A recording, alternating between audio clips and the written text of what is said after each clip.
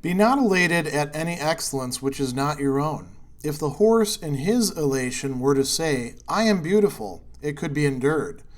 But when you say in your elation, I have a beautiful horse, rest assured that you are elated at something good which belongs to a horse. What then is your own? The use of external impressions. Therefore, when you are in harmony with nature in the use of external impressions, then be elated, for then it will be some good of your own, at which you will be elated.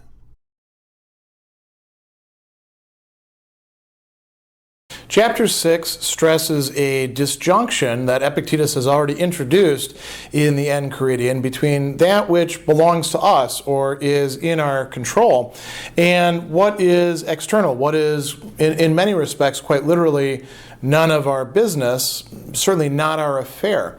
And so this example about a horse, and we can think of all sorts of other things that we might connect this with in our own time, since horses are not such a feature of our everyday experience, I think, for most of us, really drives this home. He says, be not elated at any excellence that is not your own.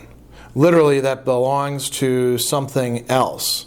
So if the horse, he says, if we hypothesize, right, the horse could be proud of its own beauty or of its own strength or its own, winning the first prize at the fair, anything along those lines. If the horse in his elation were to say, I am beautiful, I am fine, I am kalon, right, then it could be endured. We could put up with that. It would make sense. But, he says, when you say in your elation, I have a beautiful horse, rest assured that you're elated at something good which belongs to something else, in this case, a horse. And how many things can we say this about? You could run through the entire listing of things that are not really in our control that people tend to be excited about, to be proud about, to want to brag about, to want everybody to notice them for. We could start with the body. Some people are born tall. I was fortunate in that respect. I didn't do anything to get born tall. It's not something that I should actually be proud of as if I'd achieved something. I suppose if I did exercises which made me tall, that could be the case. Other people are really into their clothing. People can spend an awful lot of time researching what the fashions are, and they actually can identify, this is something where I'm totally deficient, they can identify if this person is wearing that shirt or that handbag or this accessory, and they care about that sort of thing. But that's totally, when we say that's not you, we don't just mean that that's not your style, it's not you. You can strip away all of that, as happens to people in disasters, or say when they go to prison, or when they switch into their pajamas for going to sleep at night, or their swimwear. And think about the possessions that we own that people are so proud of. Oh, I've got a great car, I've got a great computer, I've got a beautiful house. That's great. But it's the house that's beautiful. It's not you that is in any way beautiful for owning a beautiful house. You're not a better person in any respect because you have nice things. This is a common tendency, though. You see this in all societies pretty much, that there are some possessions that are marking their possessors apart from other people as somehow being better than them. We can say the same thing about power and fame and political office. I often observe when people, because I get recognized now because of the videos, I'll say, well, there's famous, and then there's YouTube famous, so you don't want to get too worked up about that sort of thing. Now imagine what it's like for people whose faces are on billboards and who then, walk around. Though that billboard, even that, might be an image of your face, but it's not you. The mere fact that some advertising agency thought that your face ought to be up there, really not that big of a deal when you think about it. Being mentioned in books, having a Wikipedia article devoted to you, which actually could be a bad thing given the way that Wikipedia sometimes works and the way the editing process gets carried out. We could go on and on and on. Holding a political office is not necessarily a sign that you're equipped for the office or that you're the best person for the job as compared to your competitors, or even that you have a good, head or heart.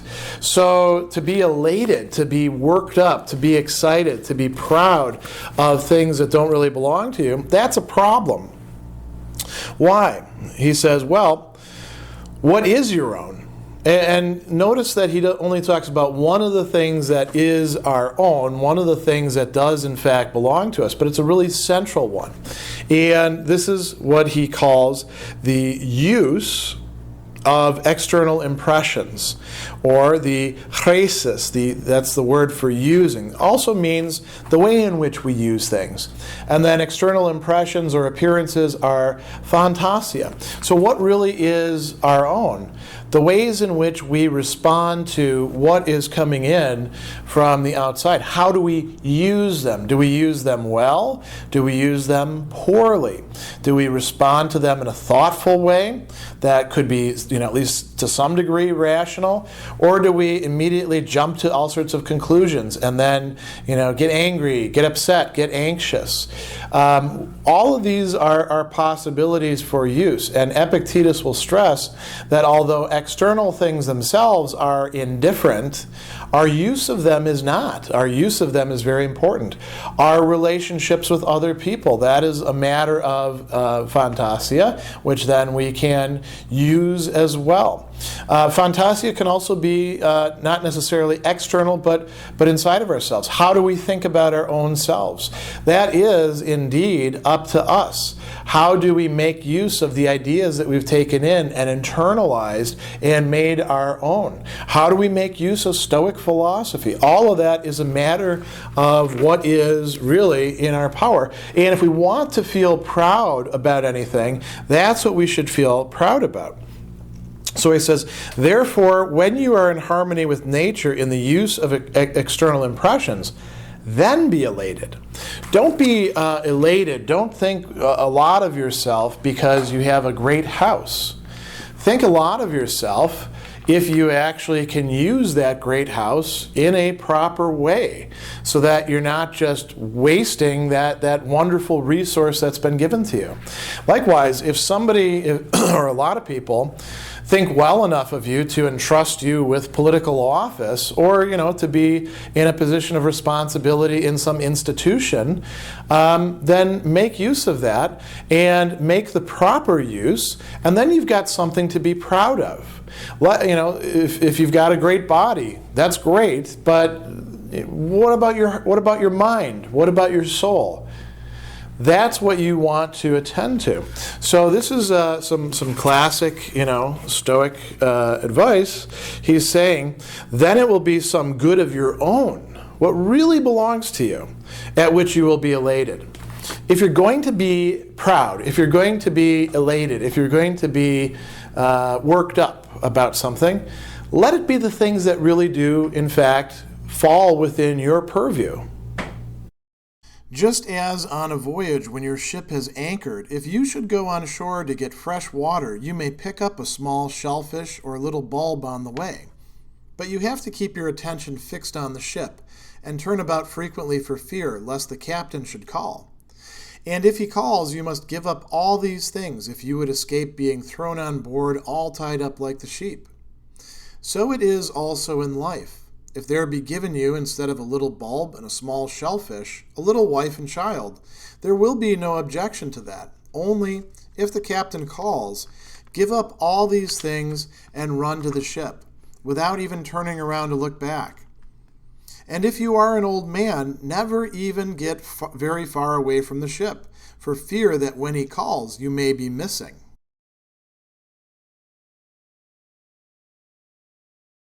What we have here in chapter 7 is a very interesting little metaphor, or if you like, a story, an allegory about how we ought to approach life. And it's telling us a little bit about the shortness of life and about how contingent everything is and how we ought to comport ourselves. So he says, just as on a voyage when your ship has been anchored, right? So for us, that's probably not something quite so easy to relate to.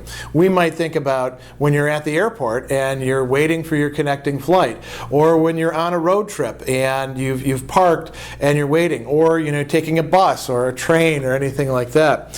He says, if you should go on shore to get fresh water, you may pick up some items, right? You can wander around a bit, you can find some things that catch your fancy. That's okay, nothing wrong with that. He says, a small shellfish or a little bulb, right? You pick some raw onions on the way. But you have to keep your attention fixed on the ship and turn about frequently for fear lest the captain should call.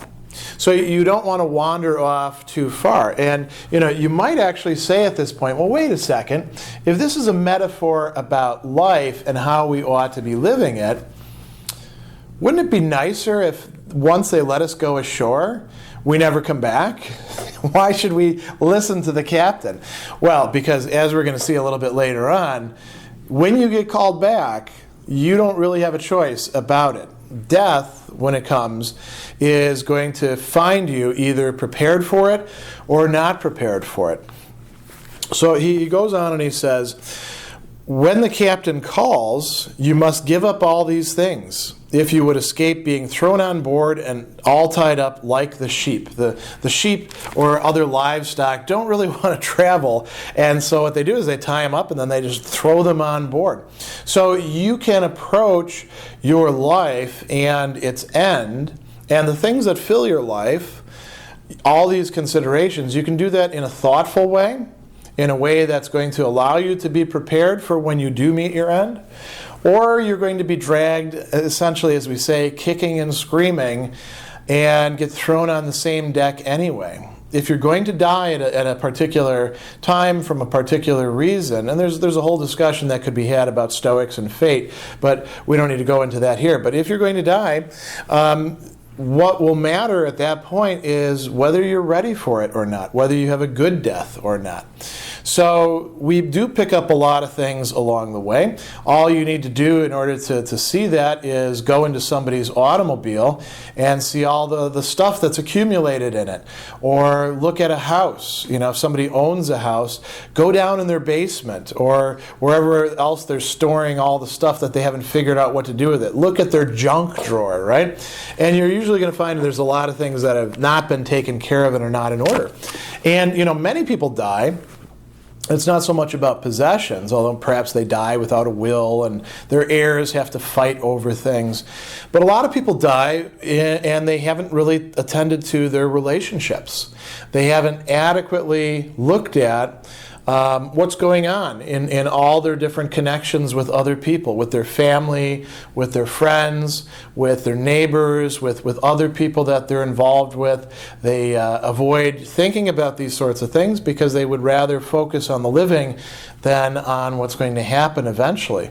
But, this is worth considering. Do you want to reach the end having all sorts of unfinished business that you're now not going to have the time for? You're going to have to drop the little bulb. You're going to have to drop the little shellfish that you've picked up. You're going to have to drop all the other stuff. And when you drop it, are you going to break it? Is it going to be lost? Is it going to be in bad condition? That's well worth considering.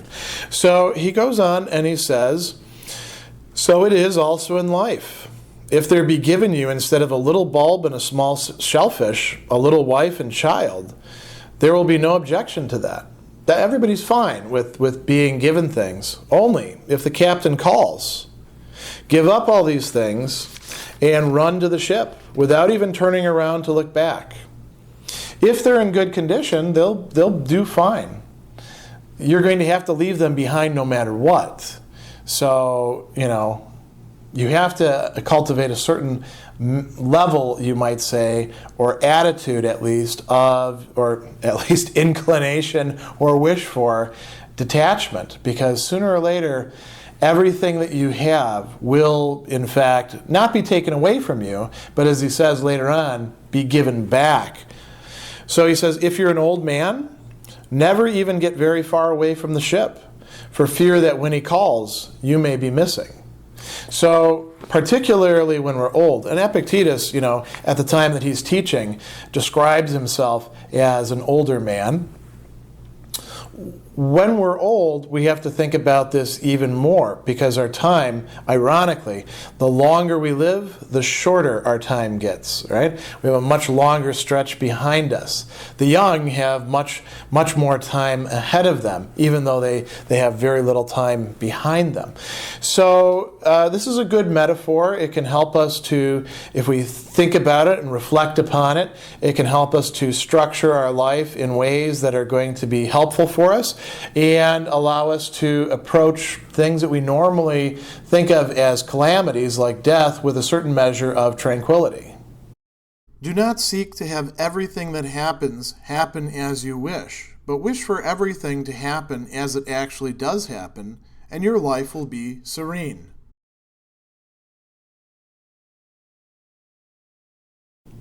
Chapter 8 is one of the shortest chapters in Epictetus' Enchiridion.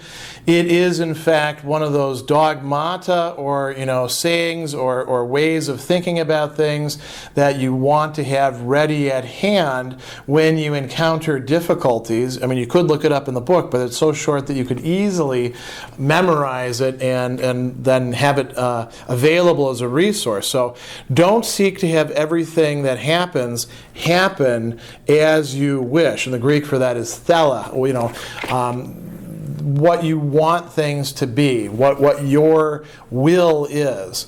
So, if you're drinking coffee, perhaps the coffee got cold while you're, waiting to have a chance to drink it.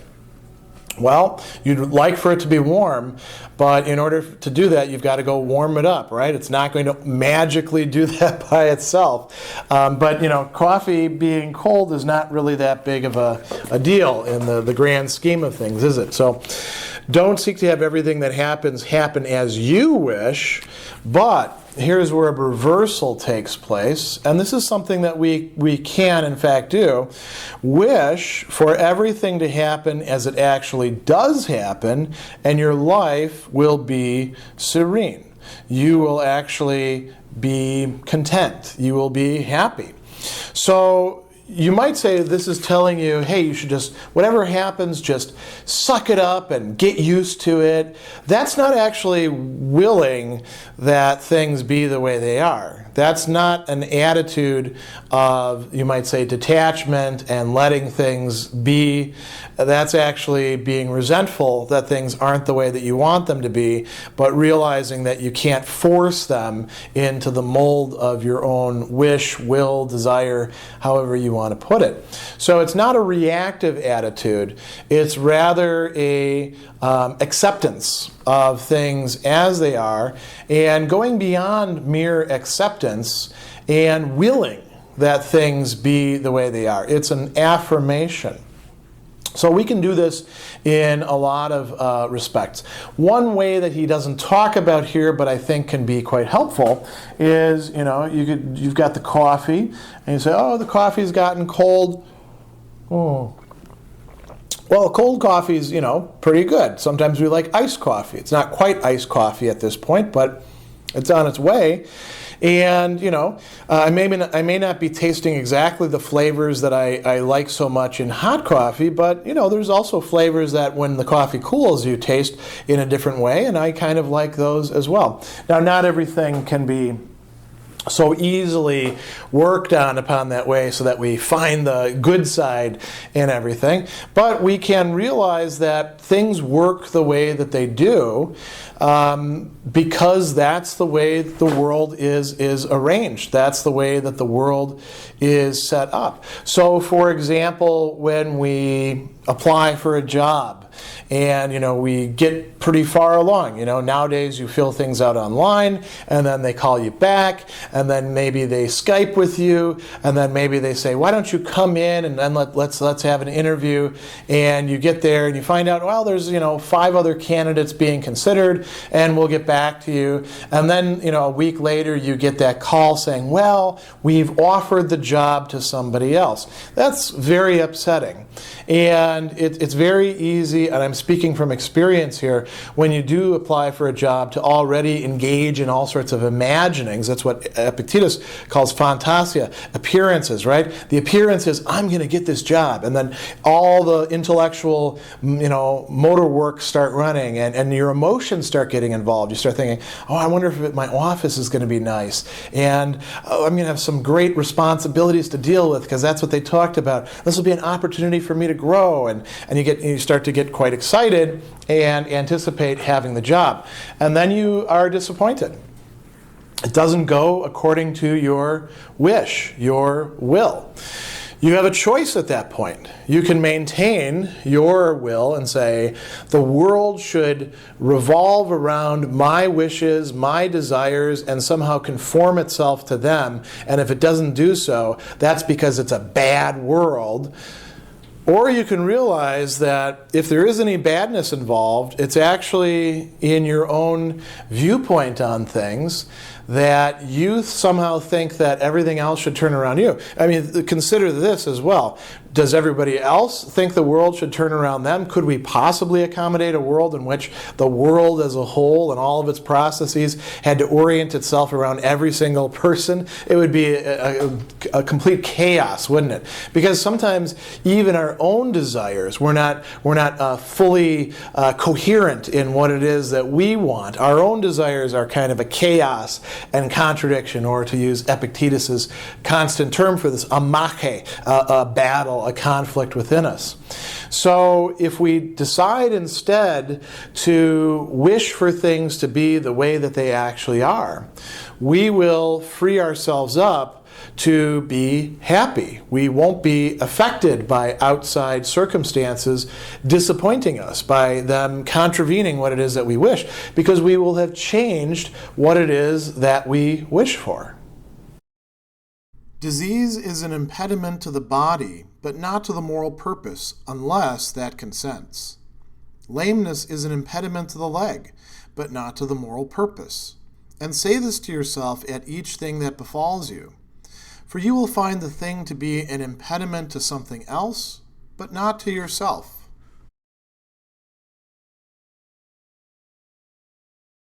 Here in chapter 9, Epictetus is setting out the relationship between what's really at our core, the proairesis, what's being translated here as moral purpose, also translated quite frequently as faculty of choice, all of that on the one hand, and matters that we tend to have a dread of, we view negatively, like disease, or as we've talked about in other places, death, lameness he talks about as well, and anything else that we might consider to be bad for us. So poverty, people not liking us, being forced to do things that we don't enjoy, being placed in situations of temptation.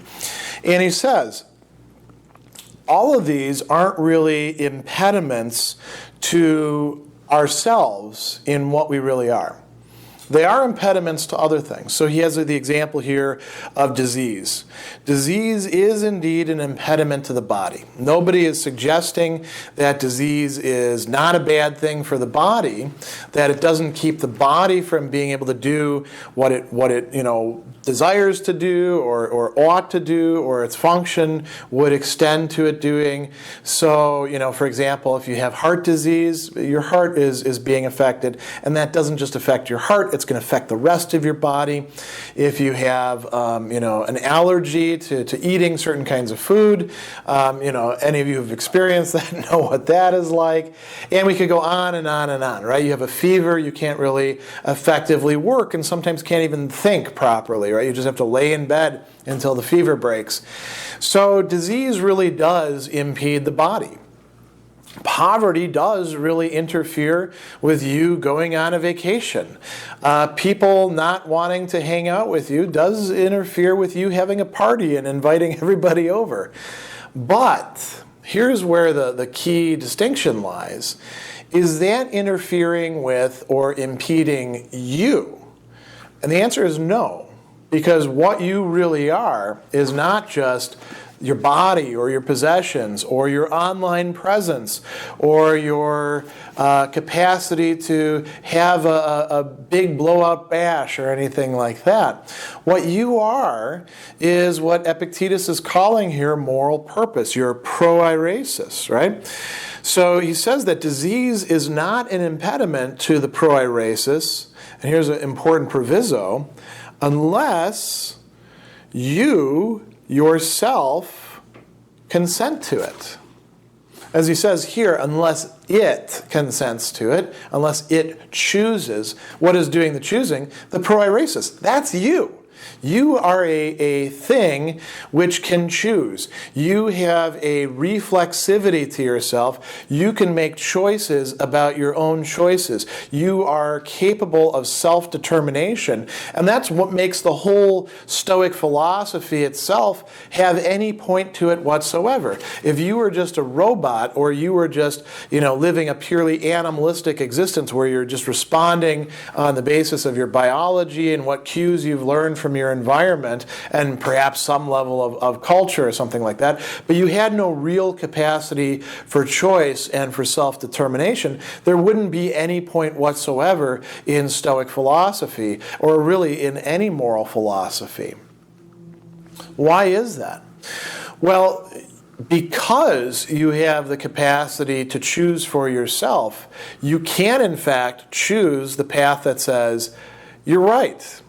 Disease is an impediment to my body, but it's not an impediment to me as such. Just because I'm sick, I don't have to be a jerk to everybody. I don't have to lay around in bed and moan and groan and say, oh, woe is me, life is terrible now, right? You can say, I'm sick and I understand that I'm sick. I'd rather not be sick than be sick, but that doesn't keep me from thinking. That doesn't keep me from being able to choose. It may make it more difficult for me. I may be more irritable or depressed or something like that when I'm physically sick, but I can choose. The other possibility is you do let it get you down. You do let it affect you. And if you do that, that's because you're using that very free faculty of choice. You are freely using it and letting something else determine it. You are letting something else make the decision for you. You are making a decision to allow something else to be decisive. So it doesn't have to be an impediment to you. He goes on and he says, lameness is an impediment to the leg, but not to the moral purpose. This is something Epictetus knew firsthand because his owner, when he was a slave, damaged his leg in such a way that he was lame thereafter. He never fully recovered. I know what that's like myself because several years back, and it still hasn't been fixed, I tore some ligaments in one of my knees. And fortunately, you can't really tell when I walk, but I certainly feel it if I walk very far. And there's, unless I actually get the operation, there's not much to be done about it. But that doesn't have to keep me, or in this case Epictetus, from choosing freely, from thinking about the way one's life is going, from looking at our desires and aversions and deciding for ourselves, do we want to keep these desires and aversions? Are they rational, or do we need to rework them? The moral purpose, the proairesis, is something that can function and does function independently of circumstances like that. So he goes on and he says, say this to yourself at each thing that befalls you, everything that happens to you. You will find the thing to be an impediment to something else, but not to yourself. Let's use the example of online presence, right? You get onto social media and you say, wow, I've read about these people who, have all these great interactions with other people. I'm going to do that. I'm going to get on Facebook or Twitter or, whatever, Reddit. And you get on and nobody's paying attention to you. And it takes a while before things build, as they call it, organically. And you never really have the, 5,000 friend count that you see other people have. Well, that's not an impediment to anything that really matters. That certainly is an impediment to having perhaps an online event where you invite everybody to talk about Stoicism. But it's not an impediment to you practicing Stoicism, is it? It's not an impediment to you deciding, hey, am I going to read this book or am I not going to read this book? Am I going to bring these dogmata, these ideas to bear upon my life, or am I just going to putter around kind of in a dilettantish sort of way? All of that is up to you. All of that is within your realm of choice. All of that is what you are. Your online presence is not you, even though you may have picked out a clever avatar and have all sorts of selfies in it and have written, poured out your heart into posts or something like that. It's still not you. It's something that you don't have control over, and all sorts of things can impede it, but none of those things have to actually impede you in your faculty of choice.